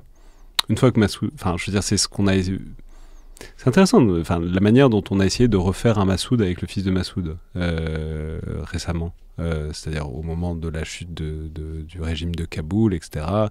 Et avec des grandes campagnes de BHL qui a essayé de refaire un Massoud en le faisant venir et en le décrivant. C'est ce que, si je reprends votre cadre de compréhension, ce qui manque, c'est le bras de liaison, quoi. C'est-à-dire, c'est le groupe autour et l'architecture, l'armature qui permet d'ancrer le charisme dans des vrais effets dans la vie réelle, quoi. Alors, c'est une histoire assez compliquée, l'histoire du fils de Massoud. Mais pour résumer, déjà, le premier point, c'est que quand le régime soutenu par les Américains est tombé, le Panjshir ne s'est pas battu. Le Panjshir a négocié. Donc les notables du Panjshir, etc., ont fait passer un deal avec les talibans pour éviter une répression qui, d'ailleurs, n'a pas été totalement évitée. C'est pas très bon d'être Panjshir aujourd'hui, mais bon, grosso modo, ils n'ont pas été massacrés. Donc ça, c'est le premier élément. Ça veut dire que le fils de Massoud n'a pas de... C'est pas quelqu'un qui a plutôt vécu à l'étranger, etc. Il n'a pas d'ancrage local. Et on peut effectivement construire un charisme en partie par l'étranger.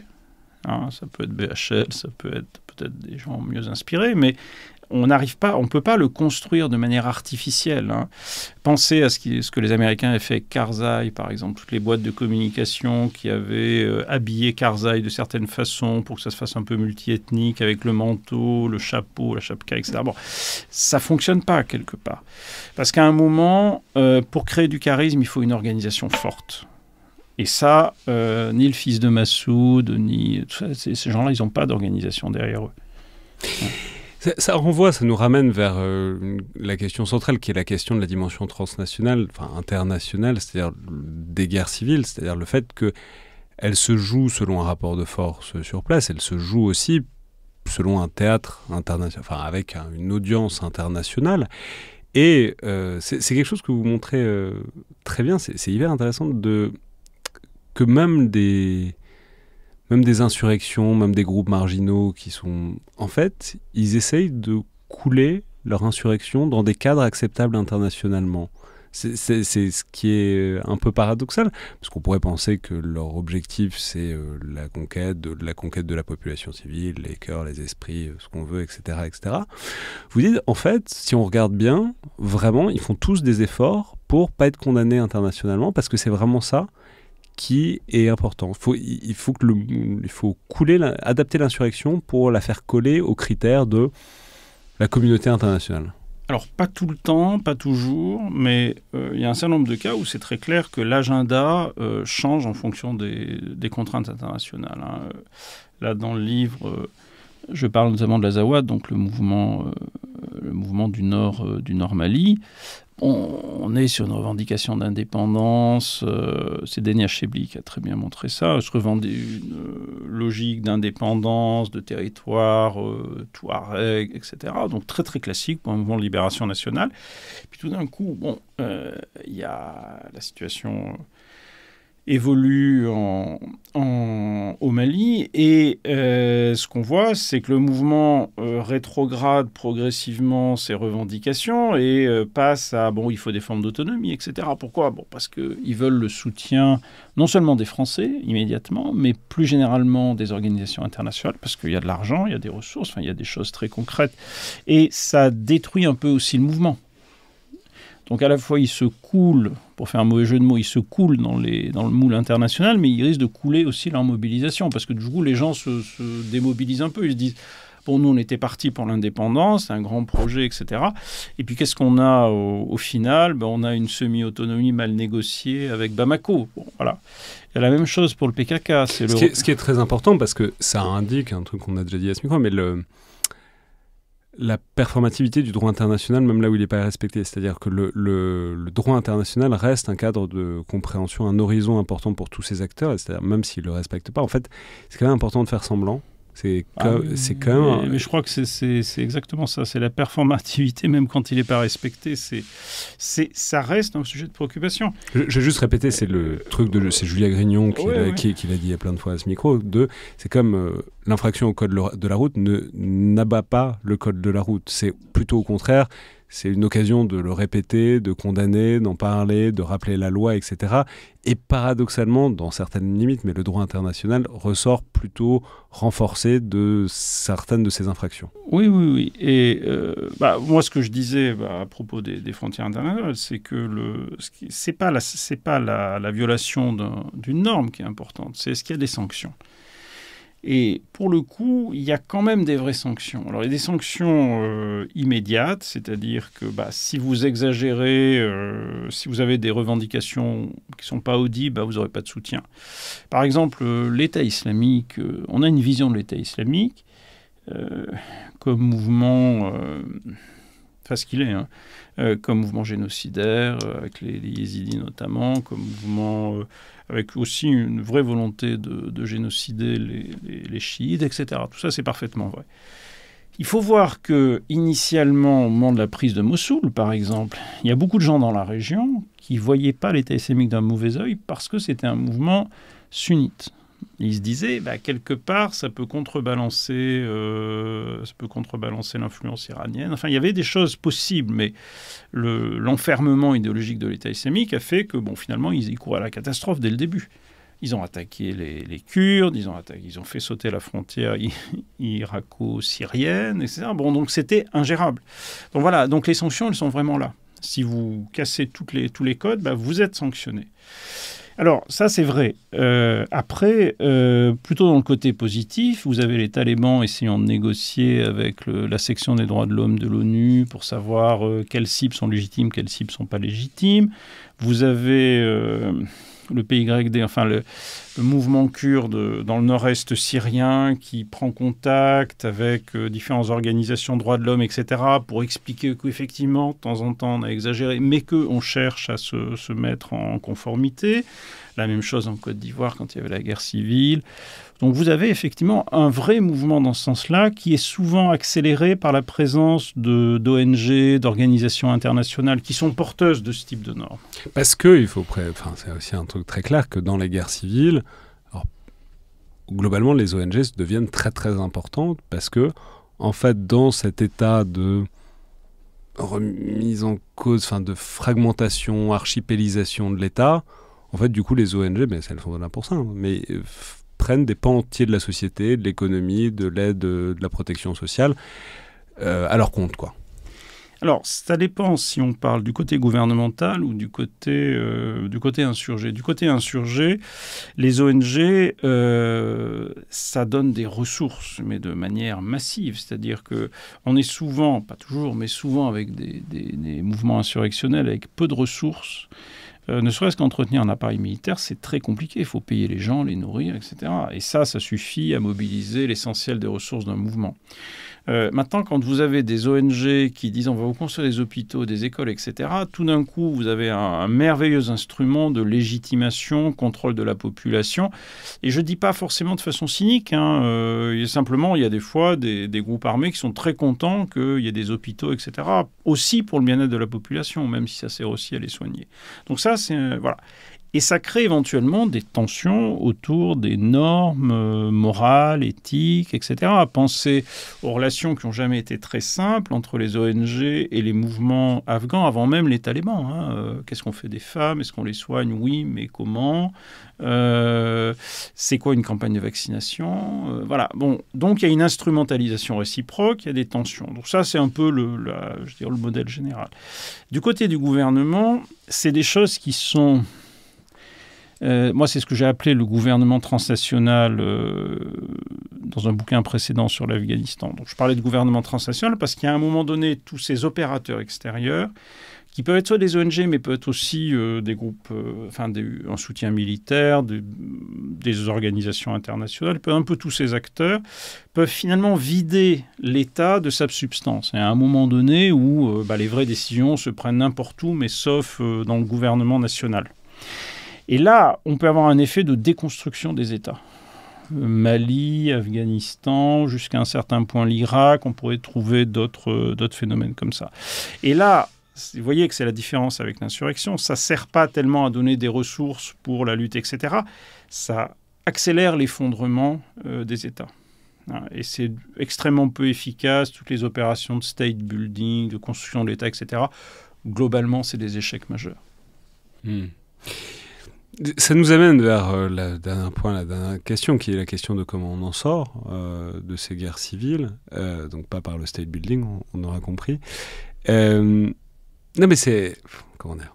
En même temps, vous dites... il y a cette idée que on peut s'en sortir par le bas, que la population peut... En fait, non. C'est-à-dire, vous écrivez quelque part, on ne sort pas plus... elle ne se termine pas plus par le bas qu'elle ne commence par le bas. C'est-à-dire, c'est pas par le bas qu'une guerre civile commence, c'est par le haut, c'est-à-dire en fonction de la division des élites, du fait de construire des ordres concurrents et à peu près égaux. Bon, ça, c'est pas quelque chose de populaire social. De la même manière, c'est pas quelque chose de populaire social qui vient terminer les guerres civiles, et c'est quelque chose... il y a tous ces trucs très sociaux, etc. Mais il y a une sorte de retour au militaire, quoi. En fait, malgré tout, une guerre civile, ça se termine en général quand quelqu'un a perdu. Et c'est un problème d'élite, c'est-à-dire c'est un problème d'élite, c'est un problème de rapport de force militaire immédiat et de soutien internationaux, l'un se traduit dans l'autre, hein, mais effectivement, c'est pas... D'abord, les gens sont pas forcément pour une paix. Les gens, parfois, ils veulent une victoire. Ils veulent une éradication, éventuellement, de l'ennemi. C'est pas du tout quelque chose... il suffit de penser au conflit actuel au Moyen-Orient. En tout cas, il y a des gens qui veulent l'élimination radicale, au moins de l'ennemi politique, et probablement un peu plus. Donc, c'est pas... on voit ça en permanence dans les guerres. Prenez les guerres coloniales. Je ne suis pas sûr que les opinions politiques des métropoles étaient pour une espèce de sortie de la guerre civile. Non, souvent c'était très radical. Donc il y a ça. Donc, après, le problème qu'on a dans les guerres civiles, c'est que pour avoir un accord, il faut un certain nombre de conditions. Il faut être capable de prévoir, d'envisager... Juste pour revenir là-dessus, ça tue le lieu commun, qui est que la société est épuisée, donc la guerre civile s'arrête. Pas du tout. Ce que vous montrez, c'est que pas du tout. La société civile, elle peut être épuisée tant qu'on veut, ça n'a rien à faire. Ça s'arrête quand les groupes et la direction de ces groupes a décidé que ça s'arrêtait. Oui, décider un peu sous contrainte, mais décider quand même. Voilà, oui, absolument. Et au contraire, on voit que la société produit de la radicalité. L'État islamique, c'est le produit c'est le produit de l'invasion du Koweït, si on va, et de la politique américaine, et après, etc., de la deuxième invasion américaine. Donc oui, c'est le produit de tout ça. Pour prendre le mouvement probablement le plus radical, parce que le plus clairement génocidaire de ces dernières décennies. Je pense qu'il n'y a pas nettement pire que ça, quoi. Bon, donc, oui, il faut des conditions pour que ces élites arrivent à mettre en place un accord politique, et ces conditions sont extrêmement difficiles à mettre en place, parce que un accord supposerait une forme d'équilibre, mais en réalité, souvent quand on fait un accord, c'est qu'une partie est en train de perdre. Pensez à l'Angola, pensez à peu près toutes les guerres civiles qui se sont terminées ces dernières décennies. Vous n'avez pas d'équilibre. Vous avez un mouvement qui va être marginalisé. Et généralement, c'est l'insurrection qui est marginalisée. Alors, il y a l'exception au Népal, et puis il y a le cas de l'Irlande qui est un peu spécifique. Mais là, il y a des fortes contraintes internationales sur l'Irlande. On l'a encore vu avec le Brexit. Mais globalement, l'opposition armée qui négocie, elle est en position de faiblesse, elle va perdre. Ne serait-ce que parce que l'ONU est très favorable aux gouvernements légaux et très défavorable aux insurrections, globalement. Alors après, si vous voulez vraiment faire un accord, il faudrait des garanties de sécurité, parce que vous déposez vos armes et vous risquez de vous faire massacrer. Il suffit de voir ce qui s'est passé en Colombie dans les années 80-90. Vous déposez les armes, puis tout d'un coup, le gouvernement décide que non, finalement. Bon. Ça suppose donc un système judiciaire un peu indépendant ou un système de sécurité un peu fiable. Ça ne va pas de soi. La sortie de guerre civile, c'est très rarement une sortie démocratique, voire jamais. Donc on va avoir un gouvernement autoritaire, si on pense au Rwanda, par exemple, entre beaucoup d'autres exemples. Donc il n'y a pas de garantie pour les oppositions. On ne peut pas transformer une guérilla en mouvement d'opposition légale, sauf cas exceptionnels comme l'Irlande ou le Népal. En règle générale, ça ne fonctionne pas comme ça. Donc il y a quelqu'un qui va perdre, et qui va perdre, ça veut dire que tout ce qu'il avait accumulé économiquement, ou même comme capital scientifique. Moi, j'avais pris l'exemple de l'Allemagne de l'Est, je le trouvais merveilleusement explicatif. Quand il y a eu réunification des deux Allemagnes, tous les scientifiques de l'Allemagne de l'Est se sont retrouvés, notamment dans les secteurs des sciences sociales, ont eu leur crédit qui a été éliminé en très peu de temps. Quelques mois, des gens qui avaient bâti toute leur carrière, qui avaient une respectabilité, se sont retrouvés au chômage, liquidés du système. C'est ça une guerre civile. Et en général, c'est encore plus brutal. Parce que vous perdez tout. Vous perdez votre reconnaissance, vous perdez votre capital économique, votre identité, ce que vous êtes, devient souvent dévalorisé, etc. etc. Pensez aux combattants kurdes, là, s'il y a une dissolution du PKK, qui normalement a été faite, ils sont rien du tout. Il n'y a rien eu de négocié.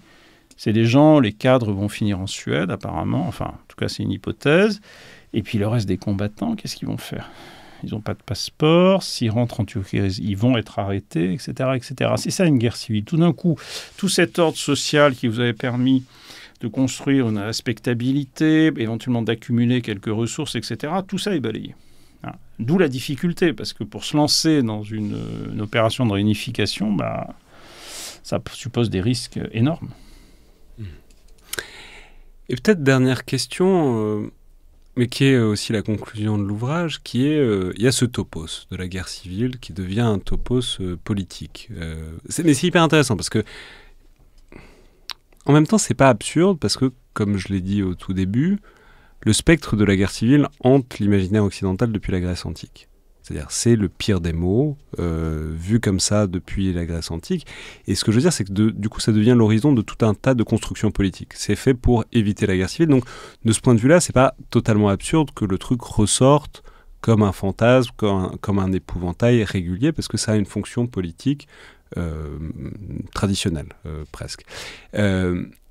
En même temps, donc là, je suis face à quelqu'un qui a étudié la guerre civile, et du coup, ce truc de est-ce qu'on va en guerre civile, est-ce que la France, l'Europe, les États-Unis vont vers la guerre civile, est-ce que c'est un danger, est-ce qu'on peut se retrouver, etc. Bon, il y a un truc un peu concret de non. En fait, si on regarde comment ça fonctionne une guerre civile, fonctionnellement, ça fonctionne généralement c'est dans des États post-coloniaux à déliquescence, etc. Vous dites assez clairement noir sur blanc, en fait, dans les pays du Nord, la guerre civile, on voit mal comment ça se produirait, même s'il y a toujours une partie évidemment incertaine, quoi. Oui. En fait, pour être tout à fait honnête, moi j'ai commencé par sortir de l'espace occidental dans ma jeunesse. Je ne voulais pas être en France, je ne voulais pas travailler en France. Je voulais travailler sur des grandes périphéries. Ça a été l'Angola d'abord, ça a été l'Afghanistan, etc. J'ai fait ma vie très largement à regarder des problèmes qui étaient ailleurs, quoi. Bon. Et puis, petit à petit, des choses qui m'ont ramené en Occident. Quand j'ai fait un bouquin sur le gouvernement transnational de l'Afghanistan, je me suis rendu compte que les questions qui étaient posées, c'était des questions qui n'étaient pas tellement afghanes, mais très occidentales, en fait. C'est nous qui intervenions, donc ça a jeté un regard sur ce qu'on était. Et il m'arrivait un peu la même chose avec ce livre de synthèse sur les guerres civiles, c'est-à-dire que, je suis comme tout le monde l'actualité, enfin peut-être un peu plus que tout le monde l'actualité politique, et quelque part, j'ai jamais complètement fait le lien entre mon travail et cette rhétorique qui est en train de monter. Alors évidemment, j'ai fait de la philo politique comme tous les gens qui font mon métier. Et évidemment, Hobbes, c'est une réflexion non pas sur la guerre, mais sur la guerre civile. Il y a un peu le titre, c'est issu d'une citation des Pensées de Pascal, mais en fait, c'est un lieu commun de toute la littérature, etc. On peut, et puis il faudrait reprendre Montaigne, qui a écrit des choses très, très intéressantes et très belles sur la guerre civile. Donc, puis tout le 19e siècle tourne autour de ça. Donc, vous avez toute cette histoire intellectuelle. Et puis, surtout, je me suis rendu compte que, en fait, ça ne correspond à rien de la réalité sociale qu'on vit. Par contre, ça a des échos extraordinairement clairs dans le combat politique tel qu'il a été mené, notamment dans la première partie du XXe siècle. Il faut le dire clairement, la rhétorique sur la guerre civile, c'est une rhétorique de dénonciation d'un ennemi intérieur. C'est pas autre chose. C'est-à-dire qu'il faut être sérieux. La grande criminalité, qui là est un problème très, très réel en France, la grande criminalité n'a pas de projet politique. Les grands criminels, trafiquants de drogue, etc., ils sont quelque part dans les pays du Golfe en train d'acheter des appartements de luxe et des grosses voitures. Bon, voilà, il faut être clair là-dessus. Le séparatisme islamique, etc., dont on nous rebat les oreilles, concrètement, il n'y a pas de territorialisation.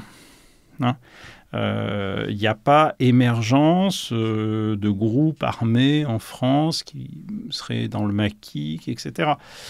Donc je crois qu'il s'agit d'une peur sociale, d'un fantasme social, et ce qui autrefois était les juifs, les francs-maçons, les protestants, et j'ai oublié le dernier groupe, enfin ils étaient 4. Je savais pas qu'il y avait une liste arrêtée, mais je sais pas, les homosexuels. Si, vous regardez l'extrême droite, les Maurras, etc., c'est ça. Et en fait, il y a une réactualisation de la liste, c'est tout. Je sais pas, les homosexuels, les Auvergnats, attention avec les Auvergnats, toucher un point personnel. J'ai dit ça au hasard. Et vous avez cette liste réactualiser en permanence, de savoir qui pose un danger social. Et ça a été les classes populaires, ça a été bon. Donc, en fait, on est là. Cette histoire de guerre civile, elle tient pas debout. Elle n'a aucun sens si vous faites de la sociologie des guerres civiles. Par contre, elle a un vrai sens si vous faites une analyse des tendances lourdes des sociétés occidentales depuis quelques décennies, qui est limitation des libertés individuelles, tension sociale, gestion sécuritaire du social en général, etc. Et là, ça prend vraiment un sens très très précis. Là, il y a encore un rapport qui est sorti apparemment sur le séparatisme, les dangers que ça pose, etc. Les frères musulmans et patati patata. Et c'est curieux parce que quand on parle à des vrais spécialistes de l'islam, ils expliquent que les frères musulmans sont en pleine déliquescence en France, que c'est un mouvement qui existe quasiment plus, ce qui est toujours intéressant parce que c'est pas tout à fait ce qui se dit politiquement. Donc je pense que la vraie question sociologique, c'est pourquoi on a besoin de passer par cette idée de guerre civile, de violence, etc., alors que ce qu'on a devant nous, c'est complètement autre chose. Ce qu'on a devant nous, c'est des attentats, ce qui suppose qu'il y a des façons de traiter ces attentats. Ces façons de traiter les attentats, on le sait, c'est DGSI, DGSE. On sait qu'ils n'ont pas été si mauvais que ça, parce que finalement, les Jeux Olympiques sont bien passés, contrairement à ce que beaucoup pensaient. Soutien américain, mais n'empêche que ça a fonctionné. On sait qu'il y a des moyens à affecter à ces choses-là. On sait qu'il y a de la grande criminalité et que c'est quelque chose qui est important et grave. Il y a un certain nombre de choses qu'on sait. Après, si on parle de guerre civile, le problème, c'est que très vite, on parle de limitation grave des libertés individuelles, collectives, et surtout, on parle de mobilisation de forces de sécurité comme l'armée. C'est ça le vrai problème. Et il y a eu des appels très très clairs à utiliser les forces armées dans les quartiers difficiles, etc. Et là, je pense que, quitte à faire de la peine à Houellebecq et Onfray, qui en font un peu leur fonds de commerce de la guerre civile qui vient, il est bon d'avoir le regard un peu plus froid et de dire les problèmes sociaux en France ne sont pas des problèmes de guerre civile, c'est autre chose, avec d'autres ressources à affecter. Avec ce cas dernier, qui est un peu un cas limite, qui est intéressant, qui est celui des États-Unis d'aujourd'hui, avec, je ne dis pas du tout qu'ils sont en guerre civile, même s'il y a un film pas si mauvais qui a été fait là-dessus, même si... D'ailleurs, je ne sais pas ce que vous avez pensé du film, mais vous ne l'avez pas vu. C'est peut-être une bonne idée, je sais. Mais non, avec très clairement cette rhétorique des ennemis de l'intérieur, cette mobilisation des forces militaires pour traiter des trucs de l'intérieur, ce faisant, reprenant une vieille recette américaine qui est de déclarer un état d'urgence et de sécurité nationale pour pouvoir faire ce qu'on veut. C'est pas que américain. Non, mais bon, ça a été bien rodé au moins depuis le début, depuis 2001, quoi. Voilà, de ce point de vue-là, alors après, mais c'est là que c'est ce que vous dites, c'est très bien, mais en fait, il n'y a rien en face. C'est-à-dire, c'est pour qu'il y ait une guerre civile, il faut qu'il y ait un ordre concurrent qui soit militairement structuré. On a du mal, même si la Californie se rebiffe beaucoup contre ça, je sais pas. Non, mais le seul scénario pour l'ensemble des pays occidentaux, c'est une fracture des appareils de sécurité. C'est-à-dire que le seul scénario envisageable pour une guerre civile, d'autant plus dans les pays à structure fédérale comme les États-Unis, ce serait qu'effectivement, à un moment donné, il y a une partie de l'armée qui s'oppose à la garde nationale, etc. Et ça, pour le moment, il n'y a rien qui va dans ce sens.